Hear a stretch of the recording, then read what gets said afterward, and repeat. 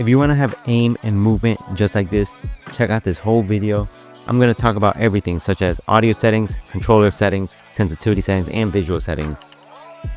What's going on YouTube? So it's Mythos, and I know a lot of you guys have been asking about like stats, and a lot of you guys have been asking for a settings video, and finally I'm providing you guys with a settings video.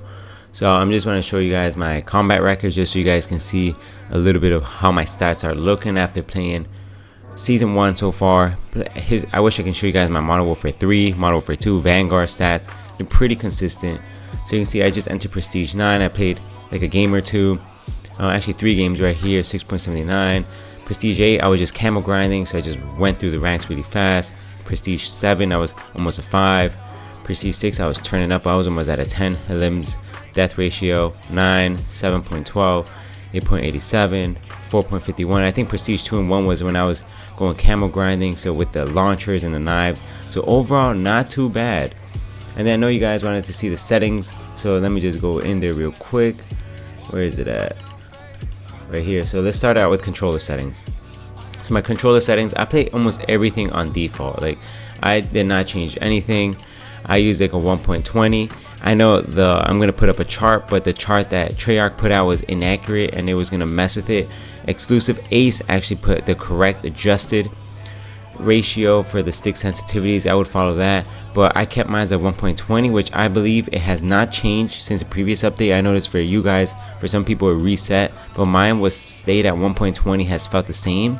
I know for you guys has been, this might seem a little low, but I like to stick to like 5.5, 6.6. Usually I feel more better with the 6.6 sense, which is equivalent to this, I believe. But I do not recommend going to high sensitivity 2020. The only person I know who was able to function that way was like Mutex and Warzone.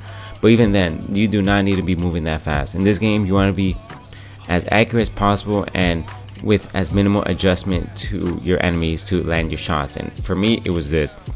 Most of the ranked players, CDL players, they're going to be around that 5.5, 6.6. So I usually kind of model after that. So everything here is off. Before I used to have L1 button ping when I played Warzone, like back in Verdansk days, but I mostly play multiplayer.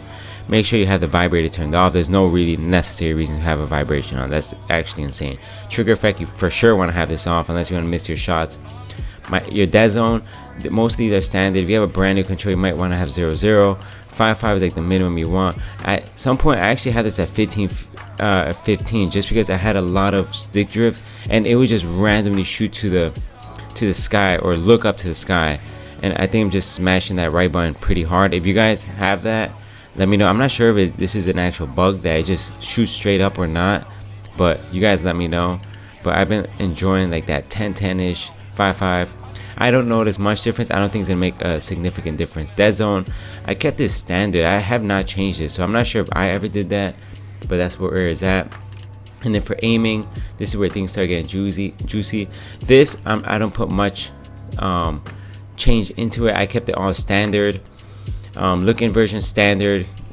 Advanced aiming settings, you want to make sure this is gradual. So when you ADS, you want to make sure that your sensitivity is applied gradually, because if it's instant, I believe your ADS is before you even fully ADS, it's just gonna snap on your enemies. It sounds good, but it's harder to have that gradual, lock on the target. And then a huge thing that I actually incorporated like 2 CODs ago was using dynamic. Honestly, it just feels so smooth compared to standard. I just feel like it's a little laggy. Dynamic, you just quick and snap on your enemies, and you can make those quick adjustments. For this, that I felt like that was very essential, and I kept this all the same right there. Target aim assist, of course you want to have on. You want to have aim assist. Motion sensor, had this off. All of this is just standard. I did not change any of that. For movement, this is where things can get a little juicy. I have tac sprint on, which is like auto tac sprint. I always have this. I don't want to break my buttons and keep smashing it over and over just to start sprinting. I know some PC players, I don't even know if they had tac sprint on keyboard and mouse, but I know some people like to have every full control of everything, so they have it off, so if they want to sprint they can sprint. But I know I'm more ranked or CDL, they like to sometimes move very slow and quietly. But for pub stomping, I like to use this. Man to assist off. Corner sights on. Some people have it off. I'm not sure why really. I haven't watched much settings videos, so I don't know what the rationale is. I like to have it on if less of my head is out and I can head glitch more, I'm gonna have this on. It's make it harder for my enemies to see. I want to be able to see more of my enemies and have them see less of me, if that makes sense. Slide dive behavior, I like it to have hybrid, just because I don't like to disable either the dive or the slide. You definitely don't want to disable the slide. The slide is very important for movement. The dive is very important for omni movement. So they're both beneficial in different scenarios, but hybrid is the best way to go, because you want to look right there. You can see you can slap, tap, I press circle to slide, or you can hold it. If you hold it, you want to press the R trigger, the right trigger, and then that's how you're gonna activate it. And then this is on. This is more, I would say, for like more Warzone related, with like parachute automatic behavior, vehicle advanced settings. I have not changed any of that. Combat, I do hold. I believe all of this is all standard. I have not changed this for Warzone, so this is not the best Warzone videos. This I have not adjusted either. So let's head over to graphics. So if you guys didn't know, I was actually playing on PC for the first time last week. I got shadow banned 2-3 games in, so I fully returned back to PS5. I play on regular PS5 just because I'm broke and I don't have a PS5 Pro, at least for now. And I don't see myself going back to, even though it's an expensive PC setup, just because it's BS how Ricochet bans people for the mass reporting. It's like just haters can mass report you and get you banned, which makes no sense. There's like no authority in the, I don't know, it just makes no sense. But anyways, obviously for PS5 you want to have 120 hertz for FPS. Refresh rate, you want to have that on. Gamma brightness depends on your monitor. I like to have it at 60 just because some areas are a little dark. And why did I get disconnected from my lobby? Go to settings. I like to have it at 60, just depends on your monitor, your settings, and everything. So you can, I like to see more of what's dark, just because some people can be hiding in dark corners. I want to be able to see everything. So quality, I know you guys are gonna hate me. I like to personally play world motion blur on, just because I feel like I'm moving and grooving a lot faster. Trust me, if you're gonna play ranked, play serious stuff, you're gonna want to have this off because you want to see everything. I like to play on just for pause, but if I'm gonna lock the fuck in, I'm turning this off. Weapon motion blur, same thing off. Depth of field off. Fidelity FX cast, I think this has to do more with the sharpness, so you want this on and you want this at 100%. I have this optimized just because I want everything to be already downloaded, because if not, you're only going to download, like right, it says right there, essential texture data to run the game, but you want to see everything that you can possibly see and have it already downloaded, so your game is not downloading it for you through the internet. Then this is off. Field of view for multiplayer pub stomping, 120. For ranked, you're going to want to be somewhere between the range of 90 to 105. 105 might be a little too high, but 100-ish, 95 is like the sweet spot where most of the CDL ranked players are at, because you want to be able to see more. And in theory, if you see more, you can make more faster adjustments and actually get a little bit more aim assist within that range. If you're 120, targets are going to be smaller. It's going to be harder to make those micro adjustments, but 120 just looks really good. I think 120 is more ideal if you're in Warzone, because you want to see large maps as much as you can, and it's going to help you get information.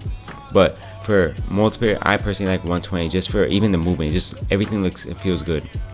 ADS, field of view, I want to use affected, because pretty much when you zoom in, it's going to adjust to where your field of view value is. If you're an independent, it's going to ADS like if you're in, what's the standard, 90 FOV, so you just zoom in too much. Some people like that though, because they feel that they can have better accuracy and lock onto targets better. So if that's you, feel free and play for independent. If not, play with affected.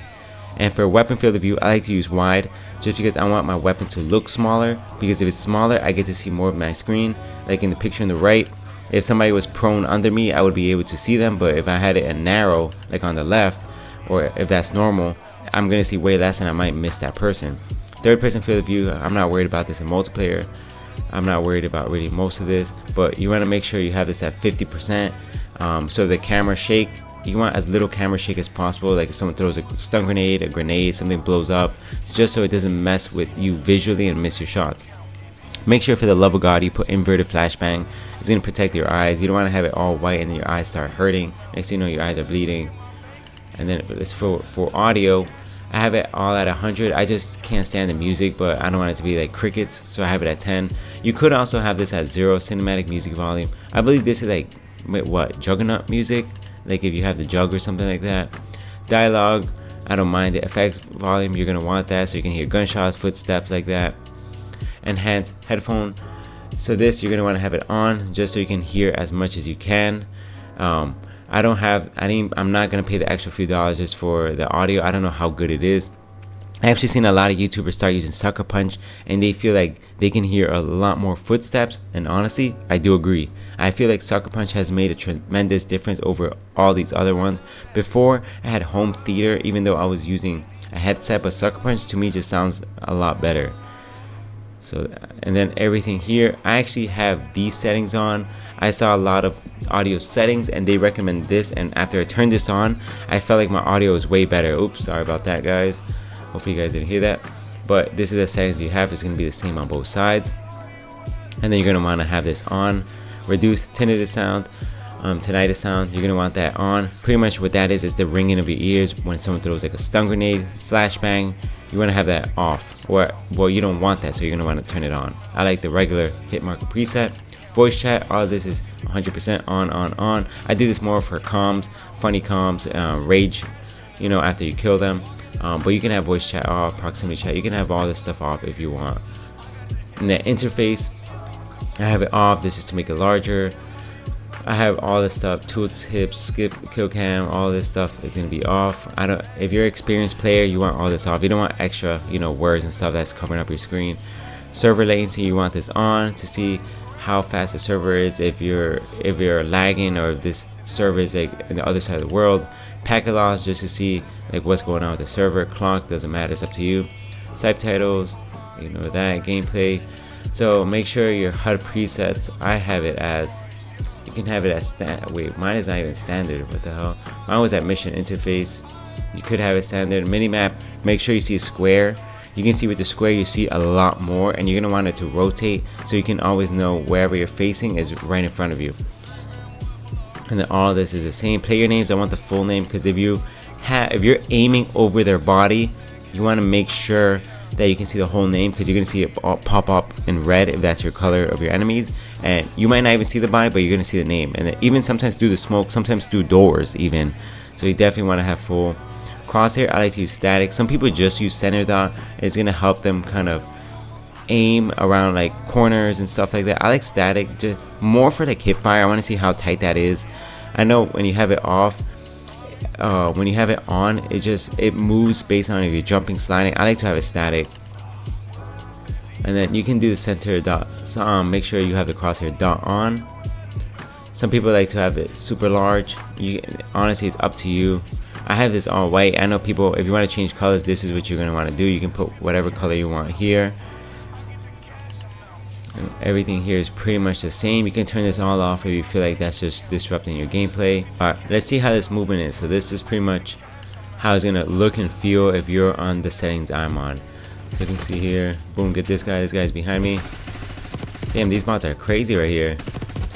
And yes, this is a private match, in case you guys are wondering, but this is how it feels with the movement, everything. Some guys right here behind me.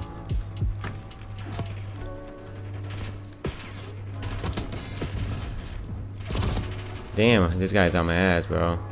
I'm really sweating for bots, bro. So you can just see how you just snap on your enemies with this settings. And honestly, the movement is the biggest thing, bro. Like if you have movement, you're chilling. There's a whole bunch of people under me. See, that's why you want to have dive, just to be helpful. But you can see I'm always using movements and going behind cover. Like I know there's a guy right here. See, I'm using movement right here, using cover. That's honestly what you got. You just can't be in the open here. Like you see how exposed you are right here. You always want to be behind something, and then you want to have the dive just so you can do stuff like this. So nothing fancy. A lot of the settings are pretty standard, but you guys can see it's all about getting used to it, in my opinion. It's getting the reps in. My biggest thing is if you feel like you're over adjusting too much and you can't, you know, play a few games of free-for-all right here. If it doesn't feel natural or feels too hard, change it, bro. Like don't force it.